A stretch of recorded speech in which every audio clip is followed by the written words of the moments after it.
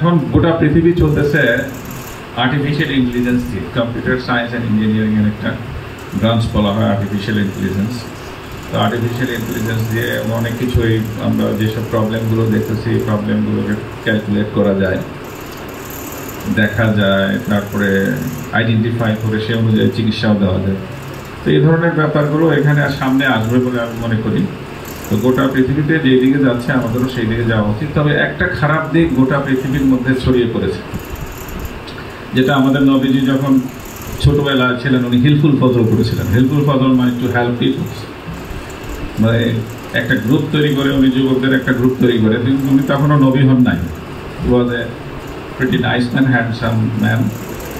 উনি একটা গ্রুপ করে মানুষকে সহযোগিতা করতেন, যেখানে পানি লাগতো পানি দিতেন, যার শরীর খারাপ থাকতো হেল্প করতেন, কোনো কিছু তুলে দেওয়া থাকলে তুলে দিতেন, খেজুর পাড়ার প্রয়োজন হলে বাগানে কাজ করার পরে সেগুলো করতেন, অনেক ধরনের কাজ করতেন, যেগুলো পরবর্তী পর্যায়ে মানুষের কাছে একটা আদর্শ হয়ে গেল। এবং উনি খুব সৎ ছিলেন।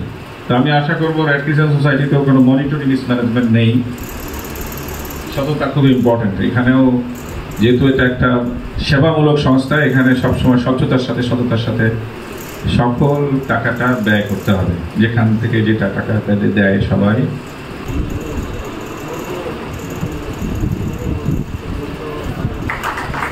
আমরা যখন রেড ক্রিসেন্ট সোসাইটির প্রোগ্রাম করতাম, I was the secretary of 3 Times এই রেড ক্রিসেন্টের।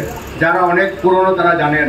বিসি সাহেব মন দিয়ে শুনবেন, আমরা যখন প্রোগ্রাম করতাম তখন কিন্তু যারা সাবেক ওদের সবাইকে আমরা দাওয়াত দিতাম, আসতো না, সবাইকে ইনভাইট করতাম, কেউ কেউ আসতো, সুন্দর প্রোগ্রাম হতো।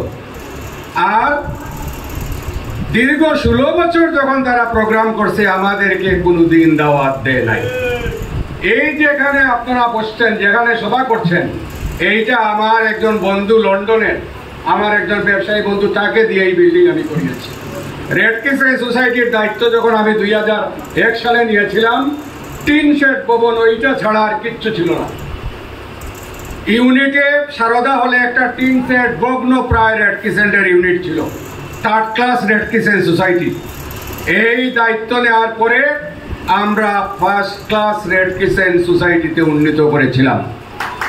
আমি ইউনিটের সেক্রেটারি হিসাবে ঢাকার সাথে যোগাযোগ করে ঢাকার ভগ্নপ্রায় জিপ মেরামত করে ইউনিট সেক্রেটারি হিসাবে এই পাজেরো জিপ নিয়ে রেড ক্রিসেন্ট সোসাইটির কার্যক্রম যাতে পরিচালিত হয় সেই ব্যবস্থা করেছিলাম। আপনি যে বিল্ডিং পরিদর্শন করলেন এটা আমাদের সময় হয়েছে।